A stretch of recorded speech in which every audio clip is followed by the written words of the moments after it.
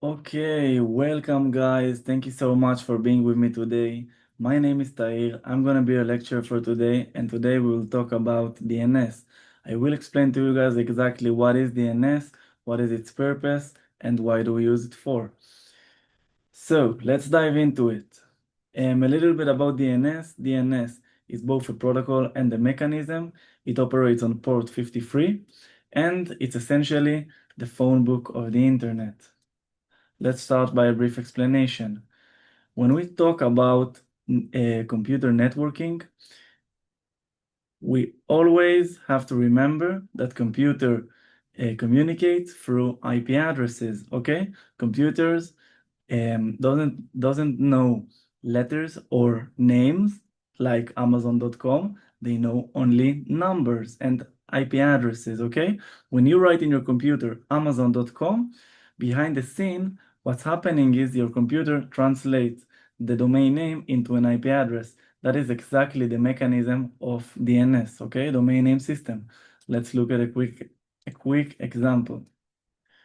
Let's do it in the Kali. Great. So when I try to approach an IP address like 888, which is the DNS server of Google, I need to specify its IP address. But if I will try to ping a domain name like Amazon.com, it is possible as well.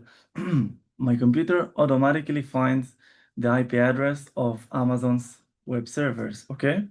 And that's is possible because of the DNS mechanism. Let's talk about it a little bit more. So, the key components that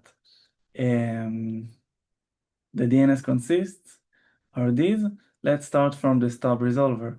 The stub resolver is a component that we can find in our operating system, in our device, that each and every time that we're doing a DNS query, for example, when we try to browse to Amazon.com, we write Amazon.com in our browser, and a DNS query is being sent to the stub resolver, okay? The stub resolver also have a cache of the last queries. If he has the IP address of the Amazon's servers, he will send us the IP address right away. If he doesn't have it in its cache, he will send the DNS query to the recursive resolver, okay? The recursive resolver is an external server that usually belongs to our internet supplier or to a big corporation like Google or Cloudflare. And its job, its role, is very similar to the stub resolver, okay? He also have a cache with all of the last queries, with all of the last searches that he made. And if he has the IP of Amazon, he will send it right away. If he doesn't have, he will pass the query, he will send the query to the root servers, okay? Now, when we talk about the DNS servers, we got three different type of servers, okay? The root servers, the TLD servers, and the authoritative servers. Let's start with the root servers. The root servers there are only 13 of the root servers in the world, and their job is to look at the top level domain, for example, .com in our case, and to send it to the right section in the TLD servers, okay?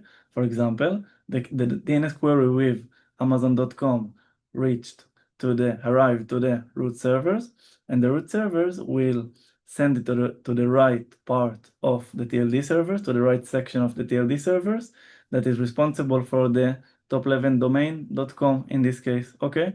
The TLD servers will send it right to the correct section of the authoritative servers, which are responsible for the second level domain amazon.com, okay? Now, notice, guys, that these two servers are only sending the query to the right part of the server below them. On the other hand, the authoritative servers are holding records. What is a record? A record is it's like a list that keeps the IP address and the domain name. For example, a record holds IPv4 addresses in front of the domain name, okay? The second level domain, in our case, is Amazon, okay? So the root servers pass it to the TLD servers, the TLD servers pass it to the correct authoritative servers, and the authoritative servers will look at the correct record and will send the IP address of Amazon back to the recursive resolver. The recursive resolver will send it to the stub resolver, and it will send it to my browser, and there we go, I can browse to Amazon, okay? That is great. Let's see a brief demonstration. So if I would like to see all of the root servers, I can do the command dig.ns, and what we can see here, it's the entire root servers, okay? These are the root servers, which are the highest in the hierarchy. Let's look at another example. I want to show you guys the top level domain servers, okay? The TLD servers of, in this case, .com. These are all the TLD servers that are responsible for the top level domain.com. I can show you some more examples. For example, edu, which stands for education, or org, which represents non-profitable organizations, okay? Great. We saw the root servers. We also saw the TLD servers. Now let's take a look of the authoritative servers, okay?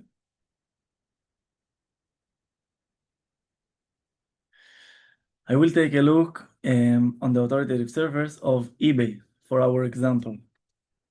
And these are all the authoritative servers that are responsible for eBay, okay? They store all of the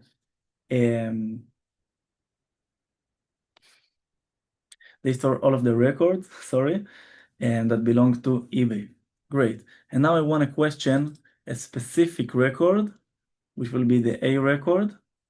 I will go directly to the authoritative servers and will question the A record.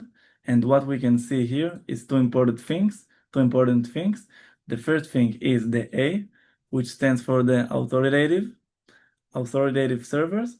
And the second thing is the IP address of eBay, okay? The external IP address of the web servers in eBay. Great. Let's go on.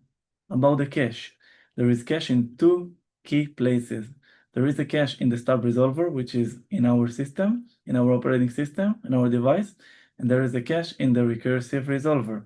I want to show you a quick demonstration on my Ubuntu machine.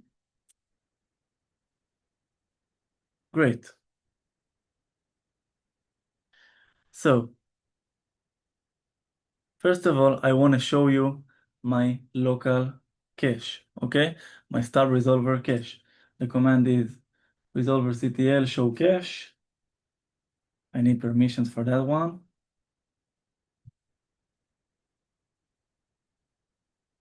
Great. This is all of the history that is right now in my cache. Right now, I want to clean it.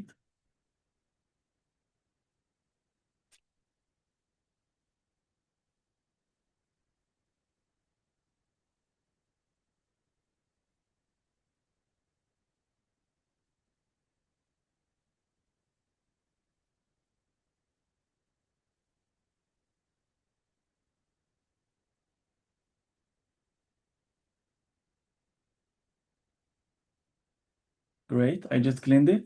And if I will see it right now, I could see that it's empty, okay? As well, if I will do a DNS query for Amazon,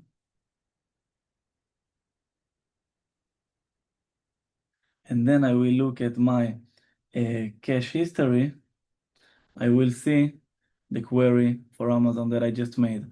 This was a brief explanation about the stub resolver cache, okay? Now let's look at something cool on the recursive resolver cache.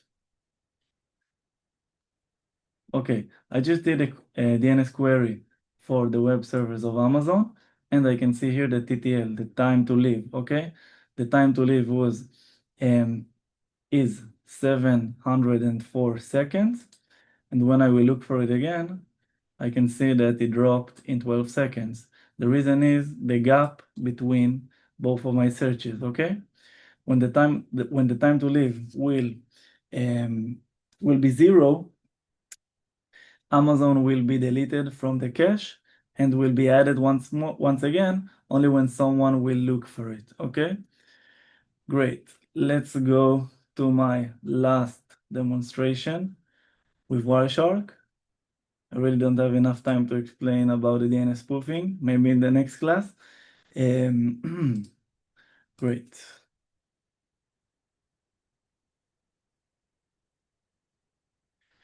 Okay, I will choose my interface.